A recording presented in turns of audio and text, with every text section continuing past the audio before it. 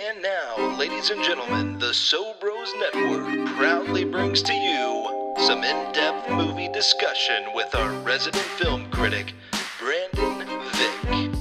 Happy evening, everyone. The Vick's Flicks podcast is here.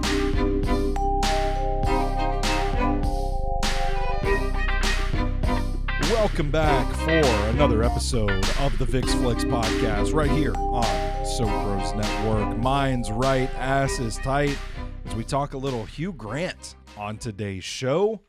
It is your boy, the EIC at So Bros Network, big natural Stoney Keeley. You can follow me on Twitter at Stoney Keeley. Collectively, we are at So Bros Network on all major social media platforms. Joined today by the man whose namesake this show bears. He is a member of the Southeastern Film Critics Association, board member of the Music City Film Critics Association.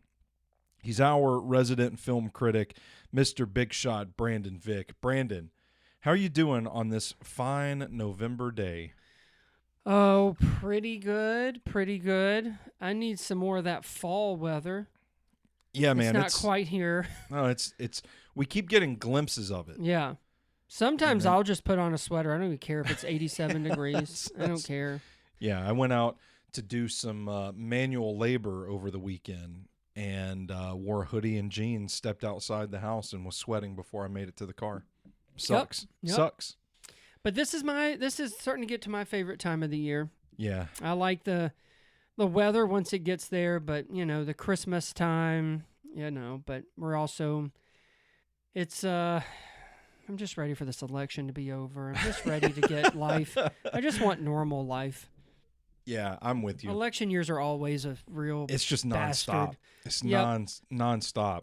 And this one even hasn't been as long as others because of the choice of, Biden sitting it out and Kamala coming in. So it hasn't even been as long as it usually is, but I just feel like sometimes it never stops. I feel like since Biden became, Trump never went anywhere, and we've kind of just been having an election year every year since. For the last 4 years. Yeah, so it's exhausting. Yeah. I saw a meme over the weekend that was somebody smashing their TV. It's like the clip of the guy. Something happens in a football game. He loses his shit and starts banging two fists in the TV. Yeah. It was that video, but the caption just said, me hearing I'm Donald Trump and I approve this message when my team just lost in overtime. Because the political ads are everywhere, man. You're just beaten over the head with them. Yeah, I will tell you, if you don't have cable. You dodge that? Yeah. Oh, there you go. I don't know if I've seen I have seen some, but it's been, I think, like when I've been watching like YouTube. Nice. But no, nice. because I don't have cable anymore, I don't really see that much. But don't worry, there's enough to drive a person insane. I can't wait. But thank God the Titans are good this year. Hey, man, listen. Because if they weren't, what are we even doing here? Yeah. Hey, listen, the bones are good, all right? I've been catching shit on Twitter for the last 2 weeks for telling everybody to calm down. The bones are good. And we saw the bones are good against the New England Patriots. That's right. We beat Belichick. Yeah. Yep. Got him. Prime Tom Brady. Got that. When I told my wife that we won in overtime, she was like, well, of course you did, because Tom Brady retired. And I thought, oh, my God. Salty. They do win without him. My goodness. They had the third overall pick, Drake May at quarterback. They're Packers fans, and when I say they, I mean some of her family. Yeah. I don't think my wife really cares. Yeah. She'll Packers care. had a rough Sunday. She'll care, like, if they beat the Titans, she'll all of a sudden be she's the biggest she fan. knows, she knows exactly how the season's been. Yeah. But did the Packers lose? Yeah. Did they? Oh, to the Lions. To the Lions. I think the Lions are going to be Super Super Bowl champs. Yeah. Dan Campbell. Thank you guys Dan for tuning into this football podcast today. Welcome to 104.5 The Zone. Did you guys, before we get into today's By the way, there's subject matter, nothing more manlier than Hugh Grant. So there's nothing manlier than talking about the weather, talking about football, and talking election about Hugh football Grant. And Hugh Grant. Hell yeah. We really are like the neighborhood dads in the garage. Yeah, we're pretty close. Boy, Who's going to win this election? Did you see the Titans yesterday? How about that new Hugh Grant movie? I got arthritis in my foot. Did you guys have a good Halloween? Yeah, we did. We go to, and I think I talked about this on the Cinema Chronicles because that came out on Halloween, but we go to the Nashville Zoo for Boo at the Zoo. Yeah. That was really cool. That was a great night, like weather-wise, and like it was really fun. The whole family came out. Halloween, we managed to not really, it never poured. It sprinkled kind of most of the time, but sometimes you need an umbrella, sometimes you didn't. For those that don't know, I was Big Bird, my wife was Oscar the Grouch, and my son was Cookie Monster. Sick. They're all handmade costumes by my wife. That's awesome. By the end, and we got a lot of compliments, and she did a great job, but by the end, we realized that my wet feathers stinked like shit. Did you shit yourself? No, it was the feathers on my man. sweatshirt because I picked Oliver up at one point to go into this like guy's garage. It's made like this year was a mad scientist thing. Yeah. Okay. And I smelled something and I thought he pooped. And so I checked and it didn't. And then someone made a comment because I'd lifted my arm to do something and I smelled like near my shoulder. I thought, oh my God, it's my feathers. That sucks, man. But yeah, it was fun. It was fun. I always, now with my son, I think, what are we, because, his taste changes so much. I'm like, what are we possibly going to be next year? Yeah. And yes, I'm sure it will be a theme. Yeah. I don't think we're going to go rogue, not until he gets older. Man, I was surprised at how many trick-or-treaters we had out here in our neighborhood. Yeah, I was wondering if we didn't have enough candy because Oh, really? Yeah, we didn't. We only bought 2 bags because last year it rained on Halloween. Hardly anybody came. Like we started noticing people were leaving. They wouldn't come up our hill for right. one. Say first of all, you have a hill, so you're asking a lot. And people would just look at the hill and be like, "Oh, I'm not climbing that for a handful of candy." But then I got enough. Like we had all this candy, so anybody that did brave the hill up to our cul-de-sac, we were just like, take 3 handfuls each, like whatever. We cannot have this candy in our house. Take it. Yeah. So we were kind of thinking, let's scale it down a little bit this year because we don't want to get stuck with all this candy again. And then it starts raining. My mother came over. She likes to come over on Halloween and pass out the candy. See all the kids in their costumes and stuff. And so I told her, I was like, hey, I kind of want to smoke my pipe, have a beer. It's Halloween. Let's just go sit in the garage. I'll take this bowl of candy. If we get anybody, great. If not, we'll eat these Tootsie Rolls and Snickers. It's fine. No big deal. And then my neighbor, shout out to Andy from across the street, saw us, came over to the house and said, hey, I'm thinking about just setting this tent up in the middle of the road and just hanging out, passing out candy. And we're like, yeah, sure, we'll join. So then the next thing you know, my mother and I were over under the tent in the middle of the cul-de-sac with Andy and his lovely wife. And then the other neighbors came out. And then my wife got home, and trick-or-treaters, I don't know if it was because they saw the tent and they're like, oh, these people are partying. This is legit. Let's do it. But they started like running up that hill, and we actually, so they can do it. Within the first hour, we had maybe 2 handfuls of candy left. Oh my God. And my wife, traffic was bad coming home from Nashville, so my wife was still in traffic, and I called her and was like, I think we're going to need more candy. And so she went and got 2 more bags, and we don't have any left over. Wow. We went through all that, and it never like downpoured here. It was just drizzly, sprinkled, like the frustrating kind of rain. That's exactly what my sister-in-law said. She's like, it's just kind of the annoying rain. Yeah. And I told her, I'll take this over just pouring rain. Yeah, for sure. Because we almost stayed home. We almost just stayed home. But we thought, we'll hang out with his cousins and my wife's side of the family. But yeah, I like the ones, and I believe this happened to one of the ladies because she ended up getting like some kind of strawberries, but people that run out of candy and then they just go in their kitchen pantry and try to find stuff where like you end up getting like fruit or like a spatula. Just, at that point, just turn the lights off and go inside. Your day's done. Can opener. Like, don't be giving kids bananas. Let me tell shit. You, first of all, he got some fancy fruit snacks, like organic kind. some of the good candy. I love the Reese's Ghosts. I can't really have them, but I love it, preferably the white chocolate. But he was able, this one house, you got to pick a candy, and then they had like all this like fun like skeleton like jewelry stuff and a book. So he was able to get a Halloween book. That's awesome. The guy I told you about that had his like mad scientist theme thing. Yeah. He gave him a bouncy ball that was an eyeball. It was like the size of your hand. That's cool. He got a lot of like different fun stuff. Someone gave him Pokemon cards. I just threw that shit away. He ain't no nerd. Hey man, some of those are worth money though. No, actually, I opened it up. There's 3 of them, but obviously he doesn't care.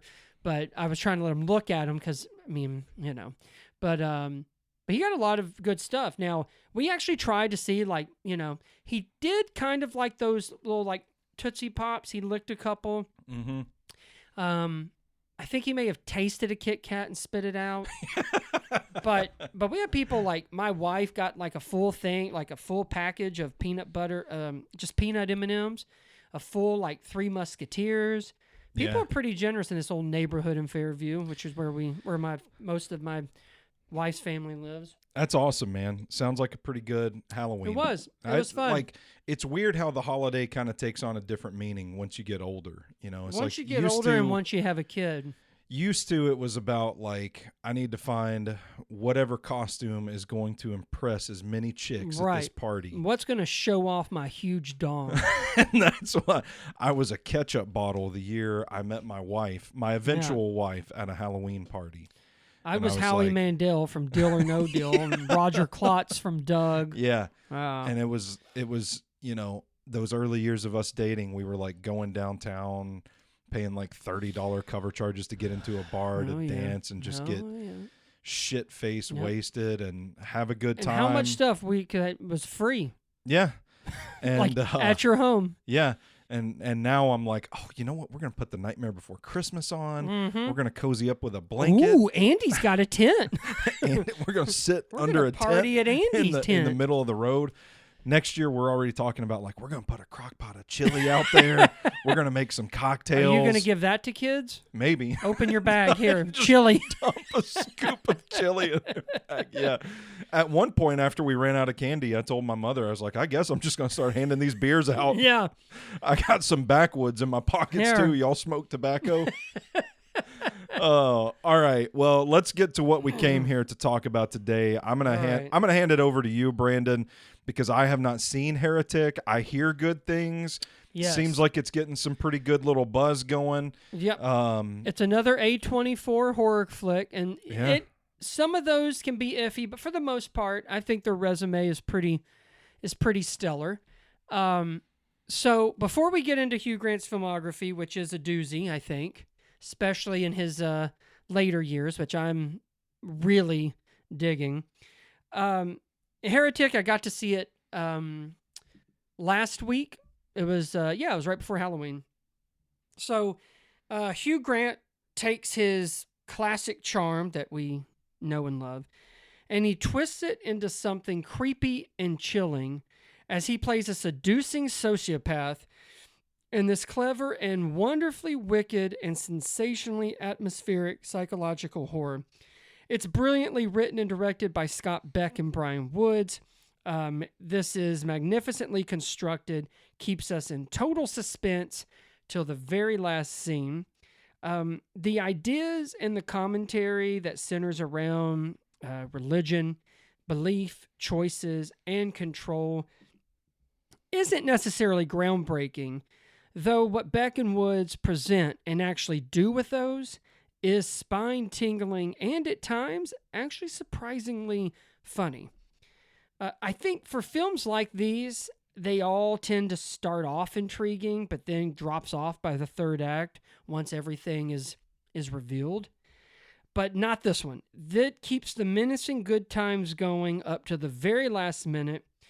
And we are left, the audience, we're left with the same choice as our two heroines have to decide between, and that's the belief or disbelief. Sophie Thatcher and Chloe East are stupendous as well. You can feel their fear. Yet they aren't the helpless young girls you may think they are when they find themselves sinking deeper and deeper into another level of hell that is brought on by Hugh Grant's character, Mr. Reed. But of course, it is Grant who fascinates the most, delivering a phenomenal performance that will undoubtedly rank among his very best. Grant told Games Radar Plus when asked to share why he thinks audiences are often drawn to bad guys in films and on television. He says, "My personal theory is that it's because we are bad, and it's a recognition of our true nature. Selfish, evil, cruel, vicious." While the story promises to slowly reveal more about Mr. Reed, again, who Hugh Grant plays, a lot of things are said to remain unknown. And this is all part of Games Radar Plus. To fill in the blanks, Grant said that he created a full biography for the character to better understand his motivations. He says, "This is what I do now," the actor explained of his new approach to fleshing out a character. "I go through the script with an extraordinary tooth comb over and over again. Why does he do that? Why does he say that?" The answer to each question suggests something about him and his past, and that mushrooms into a full biography, which I have all typed out on my computer, Grant continued. The actor said that this includes information talking about Mr. Reed, about his relationship with his parents, his siblings, what happened at school, what traumatic things have happened, and what hurt him in this particular case to become the monster that he is now. Grant went on to explain why it's important for the audience to connect to the character, despite the fact that Mr. Reed is the source of the horror in Heretic. "I think it's very important that the audience can kind of smell the damage inside him," Grant said. "Otherwise, there's a danger that you just become a pantomime villain. But if they can smell there's a suffering person in there, then they are more interesting." I totally agree. His approach works fantastically in Heretic.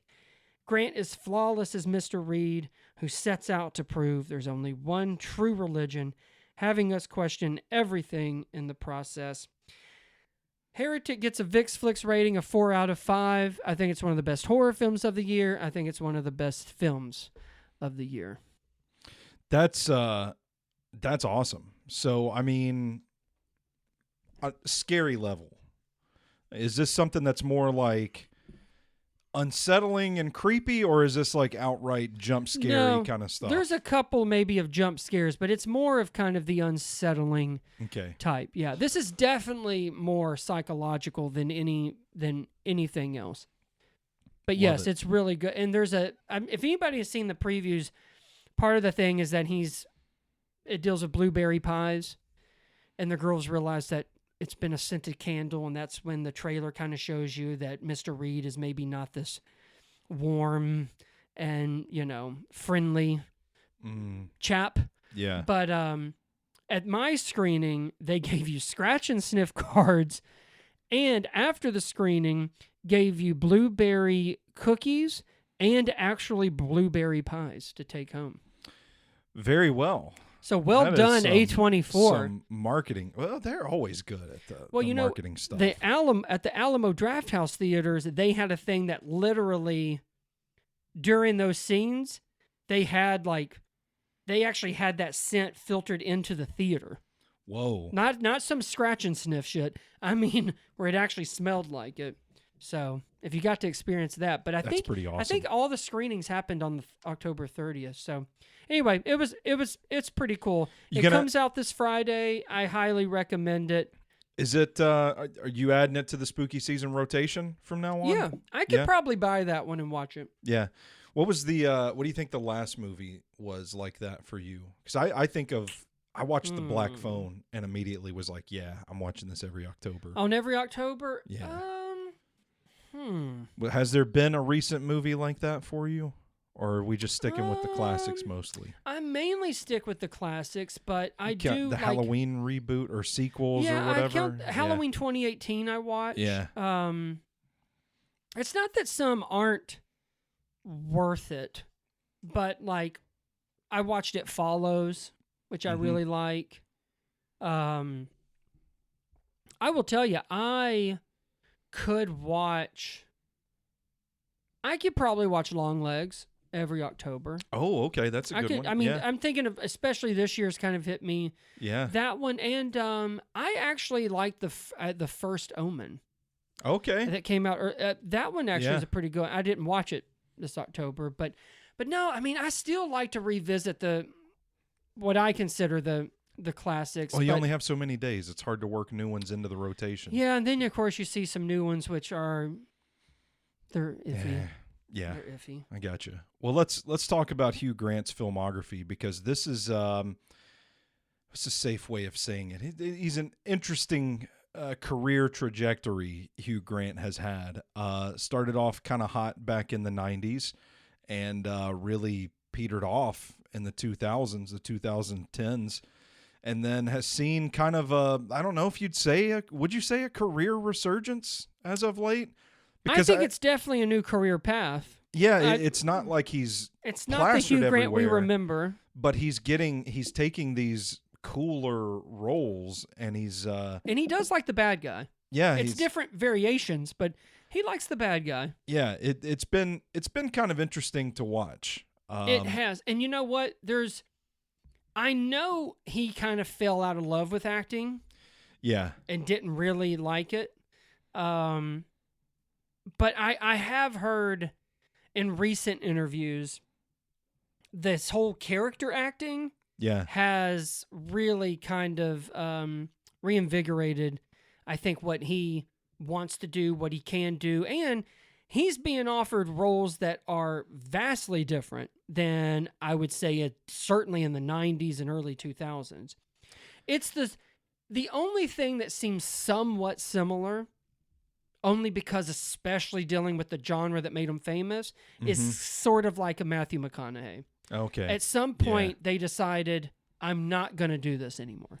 I was pretty late to the Hugh Grant party. I don't think. Yeah. Do you remember the first time you saw him? And now I'll get to that question, because we always do ask that on the Vick Flicks podcast. But it's not my show. Looking back at his filmography, I kind of feel like he might have been one of those guys that was typecast a little bit early on in his career. Yeah. Is that unreasonable to say, having not seen anything until like the early 2000s? Yes. He makes, and I have a feeling it would be mentioned, because it was shortly after Four Weddings and a Funeral.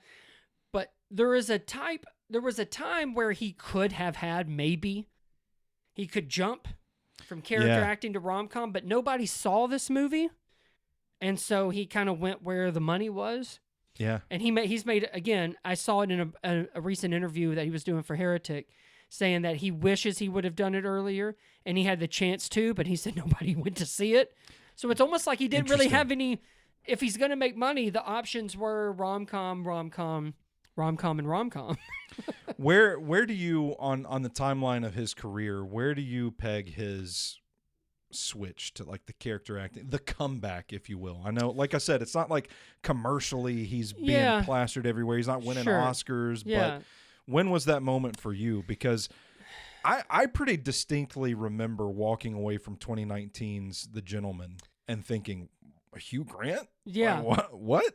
Yeah. No, I was going to say, unless there's a title I'm missing, which I think Cloud Atlas, sort of. Cloud Atlas was 2012. So that was him doing something different. Yeah. But I wouldn't really, because of just how that's such an ensemble, because that's Tom Hanks and Halle Berry, and I think Hugh Grant plays like 6-7 different people. He's credited as various roles. Yeah. So I would say The Gentleman.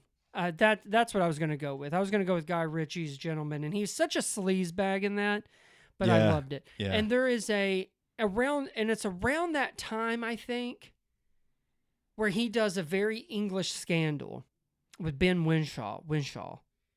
And it almost brought like... Yeah. It was great stuff. Like, The Gentleman is a pretty good movie, but I think he's great in it. And he's great in a very English Scandal. He's wonderful. So is Ben Whishaw. So it's almost like you look at the beginning of his career and where he is now, it's kind of like a tale of two actors almost. Oh, yeah. And I think that's what makes it pretty interesting. And I think some of it has to come probably with age. And he, sort of like McConaughey, I think, can kind of say... McConaughey's a good example. Has enough money to say, I don't want to do that anymore. Yeah. And keep in mind, we're going to go through some titles towards the end before he makes the jump. They weren't necessarily commercial successes anyway. Yeah. I know there's one in particular that he marks as like basically the end of his rom-com career. Yeah, so he kind of a controversial guy away from the screen a little bit as well. Yeah, he's gotten into some trouble. He I don't know too much about it, so I didn't want to steer the conversation that way. I haven't done my due diligence on Hugh Grant's background, but I also feel like it's unfair to have this conversation and just paint him as this like flawless comeback actor that you're rooting for. He got busted receiving oral sex in a public place from I think it was a transgender. I don't woman? know. It just says from Hollywood prostitute. Yeah. And there's the mugshot you can watch. And there's a very awkward, now sort of funny, because shortly after he went on Jay Leno. And Jay Leno just basically said, what the hell were you thinking? And so can you imagine in this day and age, someone still going out and basically welcoming answers for it? I mean, that did take some balls, I got to say. Yeah. But, and he actually just made a joke about it a few weeks ago. I think it was at AFI when they showed Heretic. He was talking about it's nice to be in Hollywood, and he said something about how he's like had, it's been good to him.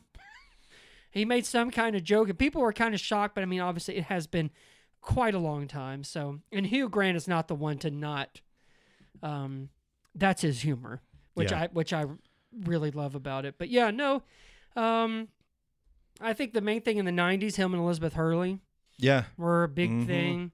I know like she went on some, I don't know how long ago it was, but I know apparently, I think something that dealt with maybe having children ended up, I'm not sure. I know she talked about how they kind of bickered about it, which he does have kids. But yeah, I mean, he hates the paparazzi. I was about to say he fought somebody in a paparazzi. There were some charges filed, but later dropped. Yep. He has opinions about, and I think here recently on Jimmy Kimmel, I think Harry and Meghan got pissed at him for saying some stuff. But I just feel like he's kind of, I don't want to say grandfathered in, but I think that Hugh Grant has been Hugh Grant. And I think as he gets older, he is kind of like the grumpy British guy, and he's fine with it. And I think most people don't have a problem with it because if anything, it just seems pretty authentic, whether he's caught in a shitty situation or not. Yeah. So what is the first time that you remember seeing Hugh Grant? For me, I know exactly. I know it's 2002's About a Boy. This is the first time I remember noticing Hugh Grant. I think mine was 9 months. With Julianne Moore and Tom Arnold. That would have been 1995, yeah. Now, later, I would, 4 Weddings and a Funeral, because he did get, that was one of his first, or not, if not the first feature he did, and got nominated. For 4 Weddings and a Funeral. I don't see any Oscar noms on his Oh, did he not resume. get nominated? BAFTA, Critics' Choice. Oh, maybe. Oh no, Critics' Choice was not for. No, I think you're right. I don't think he's an Academy Award nominee. I think maybe 4 Weddings and a Funeral got nominated, and he was a part of it, and so that was kind of like his introduction. But yeah, weirdly enough, I think it was 9 months. Yeah, he's got quite a bit of Golden Globe. He's got 6 nominations. Never won, did he? For Golden Globes. Yeah, he won for 4 Weddings and a Funeral. Oh, good. Best Actor, Motion Picture, Musical, or Comedy. Okay. So yeah, his first acting credit is technically in 1982's Privileged, where he's credited as Huey Grant. Oh, Huey Grant. Oh. Then in 1987, I'm just going to scroll through these because I haven't heard of any of them. I haven't seen anything probably prior to 4 Weddings and a Funeral. 1987, a film called Maurice, a film called White Mischief.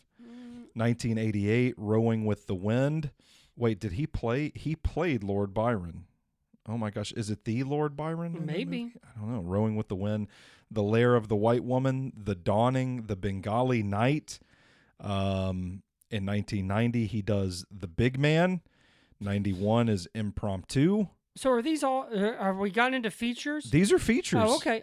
Yeah, yeah. All right. I wonder if these are these like British They might films? all be. Yeah, I say they might all be within.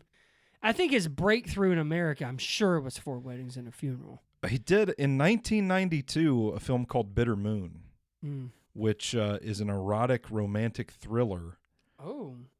Co-written and directed by Roman Polanski. Whoa. So that's Does that's he show a name. his penis? That's I don't know. Maybe we should check it out. Movie review rewind. 19 Hugh Grant's penis. Yeah. 1993 The Remains of the Day, which has Anthony Hopkins in it. Oh. Starring. Night Train to Venice. Meat Train? No. And then 1994 you get 4 Weddings and a Funeral. I still haven't seen that one, so I might have to go back and watch it. I saw it years ago, but it is quite delightful. I mean, it's 90s British, but it's quite delightful. A film called Sirens in 94, and then 95. This man is in 5 movies. Oh. Restoration. Okay. Which has Robert Downey Jr. in it. Oh. Never heard of it. Ian McKellen is in that as well. Oh. Yeah. That's a good cast. Sense and Sensibility. Yeah. With Emma Thompson. Yep. 9 Months. Yep. The Englishman Who Went Up a Hill But Came Down a Mountain. Oh. I haven't. Romantic comedy. No, I haven't heard of that one. An Awfully Big Adventure. Okay. Him and Alan Rickman. I think that's Alan That's Rickman. the movie that apparently he plays a real menacing weirdo that he said where he played completely typecast, like completely on the opposite end. And I think it's from the same director as 4 Weddings and a Funeral. Really? Okay. And anyway, no one saw it. And I'll be honest, until he mentioned that, I've never heard of it. So yeah, it is the same filmmaker. yeah. So, but that was our chance to have Hugh Grant go down character acting, and we blew it. Man. We blew it. He does a crime thriller in 96 called Extreme Measures. Oh, yeah. I remember that. It's got Gene Hackman, Sarah Yeah. Jessica Parker in it. Yeah. I do remember that one. 99, we have Mickey Blue Eyes. I remember James Caan. Which I think I've referenced. Didn't I do something about Mickey Blue Eyes? No, I said something else. You made a joke. You said that they called Frank Sinatra Mickey Blue Eyes. Eyes. Yeah. But I forgot. I was in love with Hugh Grant. Yeah. Notting Hill was in 1999 Yeah. as well. Yeah. In 2000, he did an American crime comedy film called Small Time Crooks, written Woody and directed Allen. by Woody Allen. Yeah, Hugh Grant and Tracy Ullman's in that. I as don't well. remember them Elaine being in May. it. Yeah. Bridget Jones's Diary in 2001, Oh, and yeah. then we get to 2002, where I remember seeing 2 Weeks' Notice and About a Boy, and thinking, Yes. "Oh, who's this handsome? Yes. Who's this handsome British man?" About a Boy is still one of my favorite Hugh Grant I performances. want to rewatch it. I haven't watched it in That's a long Nicholas time. Hoult, Yeah, Tony Collette. yeah. It's great. Rachel Weisz. And is in oh it. yeah, I always think about it when I hear Christmas songs because, you know, his character's dad wrote a famous script and that's what he Yeah. lived off of. And I thought, Yeah. God, it really does. It can make you rich if you have that one. What? Which ask Mariah Carey. She Oh knows. my God! Yeah, she makes what, like $1 billion a year off I that think one so. song, I something think like so. that. Yeah. Yeah. No, that was a great, I love that movie. great film. But I still like. 2 I Weeks remember- Notice is pretty. Yeah. I mean, it's light, but it's fun. Him and Sandra Bullock are they're fun together. I remember being younger, watching About a Boy, and thinking, "Oh, who's this Hugh Grant guy?" And then going back and looking through the other movies that he'd done, Yeah. and just kind of being like, "Oh, he's like the romantic comedy guy." Right. Because Notting Hill was a big. Yeah. It was a big hit. Do you know what else I remember about a boy? What? Or about a boy? It's when he changed his hairdo. Yeah. Yeah. He kind of went through this little change, and it was so weird because he had that like mop split Yeah. kind of thing. And I remember seeing that movie and thought, oh, I kind of like it. Stylish. Yeah. I'd fuck you. Oh, man. What year was that? That was 2002. That's right. 16-year-old Brandon. Yeah, that's great. 2003, I would say probably one of his more famous films, Love Actually. Oh, yeah.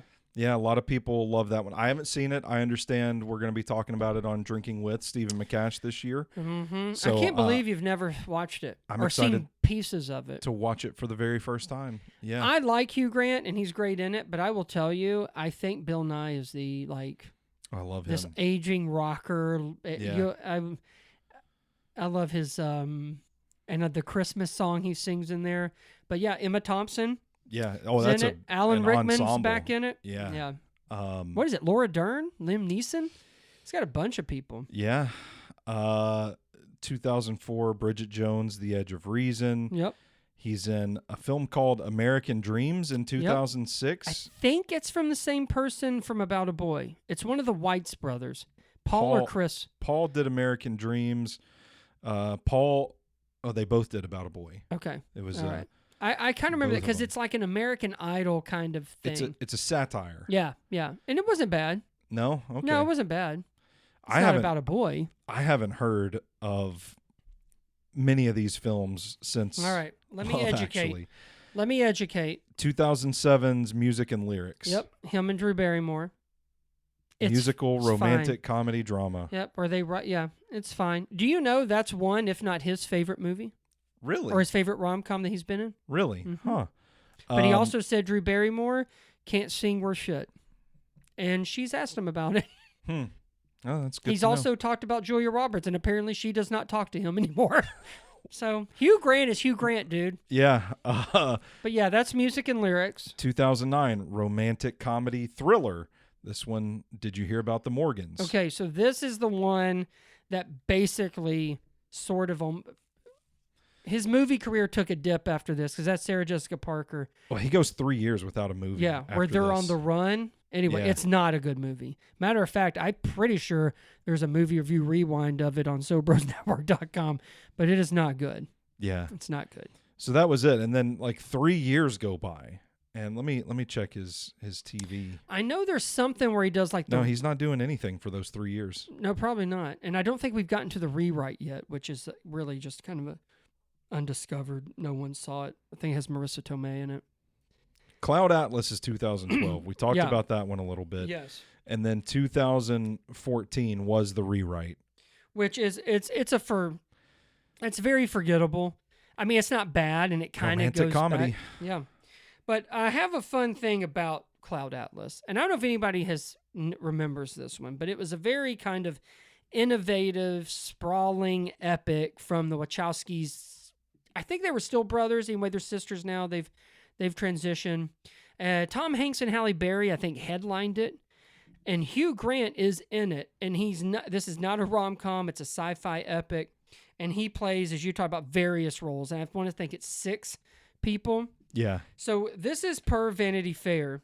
Hugh Grant credits Cloud Atlas for putting his world back on track. He told Vanity Fair that before starring in the 2012 film from the Wachowski siblings, his career had hit a wall.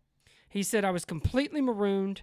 He said of his career after box office flop, did you hear about the Morgans in 2009? He said, the Wachowskis offered me just a few small little parts in Cloud Atlas, and to be honest, I was probably only offered that because some of their international distributors had said, we need some more recognizable names. Cram someone recognizable in here. Okay. Grant continued, they would have thought, oh, we don't really want Hugh Grant, but we'll give him some tiny parts. He said, they'll deny this, but I think it's partly what happened. Then Vanity Fair goes on, tiny parts maybe, but not a tiny workload. Grant played 6 different roles in the sweeping novel adaptation, including one that he personally added to the script, that of Ben Wishaw's on-screen husband, which they would go on later to be in A Very English Scandal. He explained how Cloud Atlas reinvigorated his love of character acting, especially given how many characters he got to transform into for the film. I thought, oh yeah, I used to really enjoy doing characters. In fact, I almost used to enjoy acting. I started out doing silly voices, odd people, making people laugh at university, and then doing this comedy show in London. It was doing characters. Then through sheer chance, Maybe because of the way I looked, I got drawn into the leading romantic hero. It went fine, but it's not what I think I'm best at, partly because it's less fun. He says, after Cloud Atlas, his acting offers completely changed. Wow. His work on Cloud Atlas inspired directors Scott Beck and Brian Woods to cast him in Heretic more than 10 years later. How about that? So a movie Wild that I don't how- think a lot of people remember. It was not financially, like, commercially successful, but that started the change in what I believe we're going to start seeing, especially as we get with The Gentleman and on. That's interesting. In 2014, we talked about the rewrite. In 2015, the man from, is it Uncle or UNCLE? Oh, yeah. Well, technically, I guess with the periods in between, it would be UN. Yeah. But yeah, well, he likes Guy Ritchie. He likes Guy Ritchie. Yeah. I never saw that one. I never caught that one. That's a fun one. That's not bad. He's in Florence Foster Jenkins Yep. in 2016. 2017, how could we forget the greatest movie of all time? You What's don't that? remember you don't remember the greatest movie of all time? No. Paddington 2. Oh my God. And you know what? Can I tell you, I think that's probably the most critical acclaim he and maybe but he is stupendous in that movie. Mm-hmm. He almost plays the Hugh Grant I think people think he is. Yeah. If that makes sense. Yeah, sure. 2019, we get to The Gentleman. 2022, he has a cameo in Glass Onion. Oh yeah, as Daniel Craig's husband. Yes. I don't know how to pronounce this one. The other Guy Ritchie movie. Oh, yeah, 23, Operation Fortune. Yeah.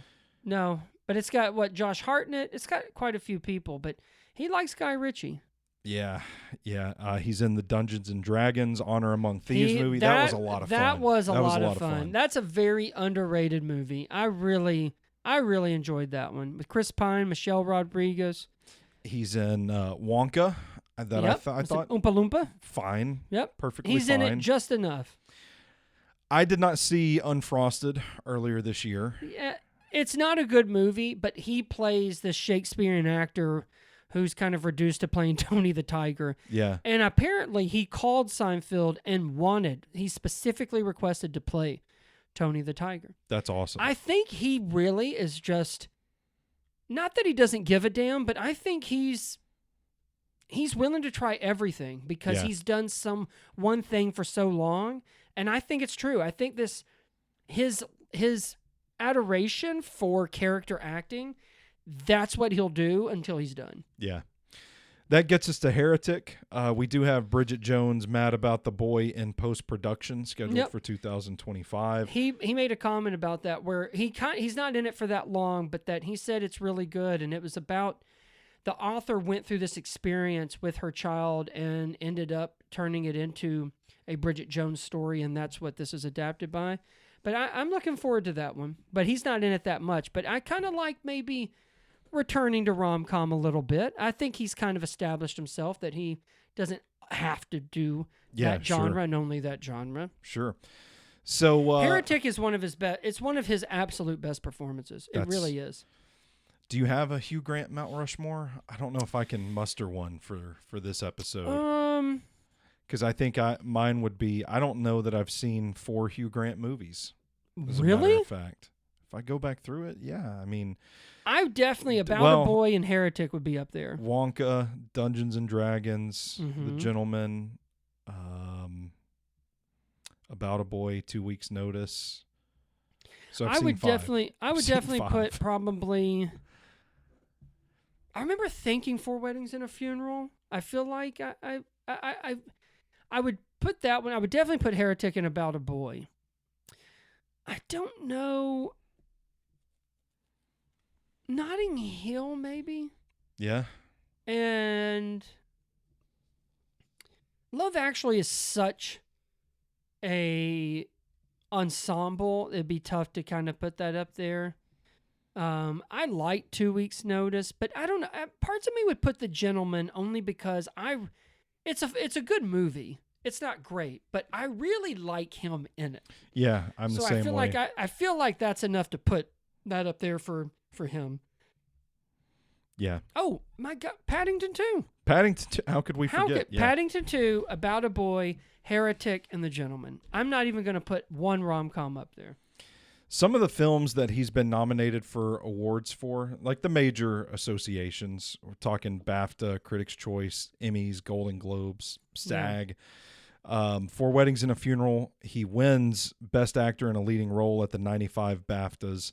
Also nominated later for Florence Foster Jenkins and Paddington 2. Yeah, he should. Best Actor in a Supporting Role. Good for him. The television side, he was nominated for Best Actor for A Very English Scandal. He was nominated a lot through that, I think. Critics' Choice, he was nominated for Best Acting Ensemble for Love Actually. Oh. So that's a good ensemble. Good names in that one. Yeah. Also nominated for Florence Foster Jenkins. Maybe I need to go watch Florence Foster Jenkins. It's based on a true story about a woman who wanted to sing, but Meryl Streep is in it, and so is what is his real name? Simon something. But he was Howard in The Big Bang Theory. Okay. He kind of plays the like the pianist who kind of puts the music together. It's good. He's also nominated for A Very English Scandal at the Critics' Choice, as well as The Undoing from 2020. Yes, that's another one with Nicole Kidman. Yeah. Yeah, no, he's good. I forgot about that one. He's good in that. And apparently he has a small role in, is it called The Regime? Yes. With Kate Winslet? One episode. I never watched it, but I heard that he was good in it. But I like that stuff too. I like that he's...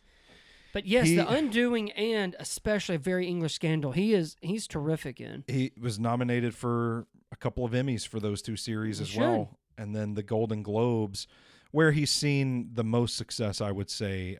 4 nominations for Best Actor, Motion Picture, Musical, or Comedy. 2 nominations for Best Actor in the miniseries or television film category. Can you guess which 2 series he was nominated for at the Golden Globes? I feel like A Very English Scandal and The Undoing. Nailed it. You got it.